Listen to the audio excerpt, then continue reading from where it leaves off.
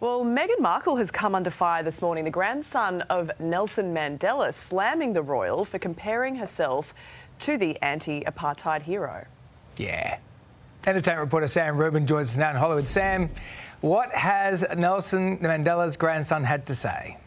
This was an extraordinary statement from Meghan Markle. We talked about it, how it felt very, very immodest and a very unusual thing to say. Well, now a blood relative of Nelson Mandela's says the same thing, saying it is not equitable. It is not equitable to compare 360 years of slavery, followed by 60 years of brutal apartheid, with Meghan Markle marrying into the royal family. So his phrase is, literally direct quote, it's not equal, it's not equatable, and I think he and others have taken offense to the remark. Well, meantime, Meghan has dropped the second episode of her podcast. What could possibly go wrong? What bombshells has she dropped this time?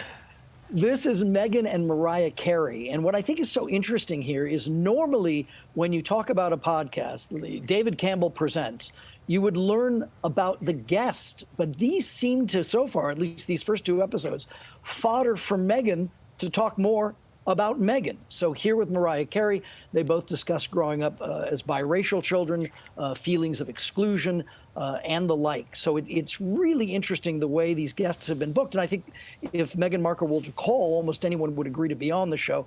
Amongst the celebrities on the way, Constance Wu, the actress who's very, very talented, and a few others who I think have had these same experiences of exclusion or whatnot. So I think in lieu of a straight, I'll ask the question and then wait for the star to give a really long answer, Meghan is talking as much as the guests are.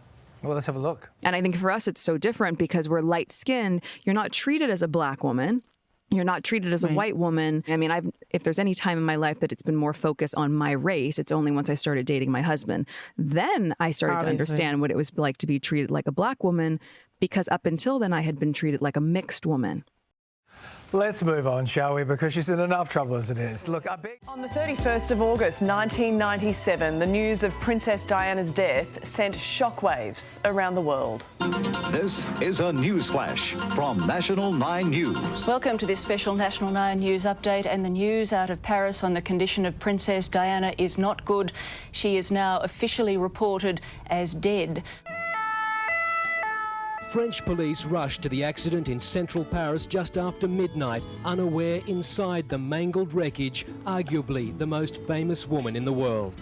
Diana, Princess of Wales, was in the back seat of the Mercedes-Benz with her new companion, the millionaire Dodi El Fayed. Disbelief and shock as Britain woke this morning to the devastating news. This is BBC Television from London. Diana, Princess of Wales, has died after a car crash in Paris. Considering the apparent involvement of the paparazzi in Diana's death, the relationship between the media and the British people is surely about to change. The world weeps at the death of Princess Diana. On every continent today, mourners paying tribute. I admired and respected her for her energy and commitment to others, and especially for her devotion to her two boys. 25 years on from the day she passed, and the love for Princess Diana is just as strong. Joining us now is Australian Women's Weekly editor-at-large Juliet Reardon and Nine's Mark Burrows, who was reporting in London at the time. Juliet, I'll go to you first, though. It seems her legacy just gets stronger and stronger each year of the passing. How is she being remembered today? Well, it's interesting because, of course, we remember last year when William and Harry came together to unveil that statue of their mother.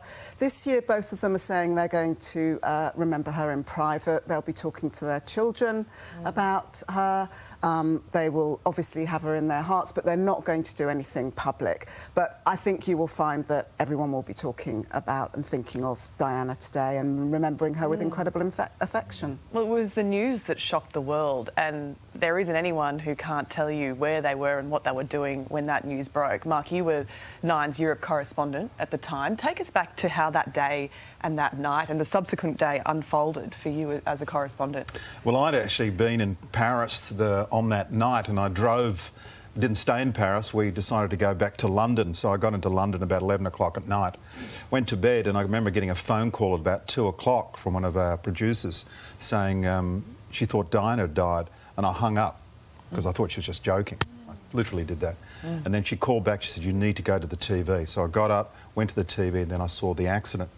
And then I slowly got dressed and went to work and told my wife I'll be gone sometime. And I was gone for about 2 weeks, just stayed in a hotel in London. So by the time we got in, the funny thing about the story was it started to break 2, 3, 4 o'clock in the morning London time. And my deadline was 9 o'clock in the morning for the 6 o'clock news.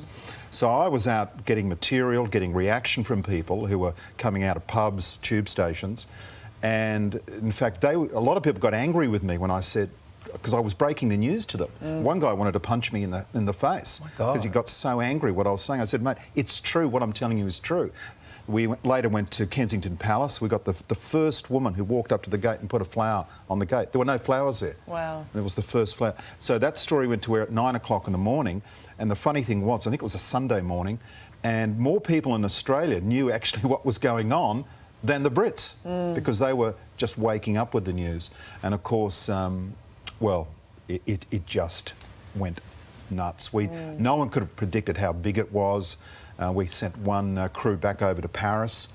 I stayed in London, and there's this carpet of flowers just got bigger and bigger and bigger. And of course, then the controversy with the Queen, she stayed up in either Sandringham or Balmoral, didn't come back down to London. And there was a famous headline. One of the papers ran, "Ma'am, show us you care." That's right. That's right. That forced her to And Juliet, I feel like this is the moment in time where the royals sort of, unfortunately, they peak and then they start to lose the public, and it keeps going, and we're seeing now that it's still playing out even today. If Diana hadn't died, how do you think the royals would be received today?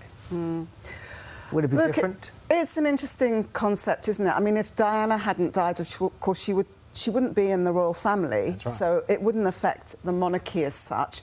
The people it would most affect are her 2 sons, of course. You know, it completely blighted their childhood. Of course it did. It created that anger towards the media, which is still playing out. You know, that is what we hear Harry talk about all the time.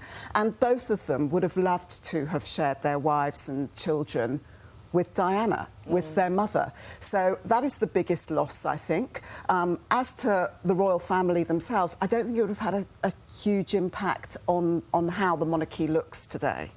Just very quickly, Mark, what was it about Diana, in your opinion, that touched people in such a way and continues to still touch people in such a unique way? She just had that touch. She was a royal, but she was accessible to people, and I think people identified with her. She really did break the mould. I mean, if you look through the 60s, the 50s, the 60s and the 70s, there had never been anyone like Diana before in the royal family. She completely was accessible, and she just had that touch. She had a chemistry with people, and they related to her, and that's why she was so popular. I think her vulnerability had a lot to do with it too. Thank you both for coming in today to celebrate her memory. We really do appreciate your time. Thank you both.